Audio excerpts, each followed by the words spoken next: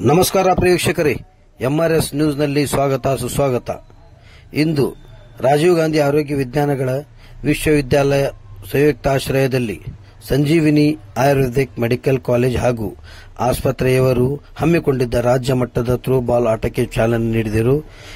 ಈ ಸಂದರ್ಭದಲ್ಲಿ ಮಾಜಿ ವಿಧಾನ ಪರಿಷತ್ ಸದಸ್ಯರು ಶ್ರೀ ಮೋಹನ್ ಲಿಂಬಿಕಾಯಿ, ಕಾಲೇಜಿನ ಮುಖ್ಯ ಆಡಳಿತಾಧಿಕಾರಿಗಳು ಶ್ರೀನಿವಾಸ್ ಬನ್ನಿಗೋಳ್, ಕಾಲೇಜಿನ ಪ್ರಾಂಶುಪಾಲರು ಸಿಸಿ ಹಿರೇಮಠ್ ಹಾಗೂ ಆಡಳಿತ ಮಂಡಳಿಯವರು ಹಾಗೂ ವಿದ್ಯಾರ್ಥಿಗಳು ಈ ಸಂದರ್ಭದಲ್ಲಿ ಉಪಸ್ಥಿತರಿದ್ದರು.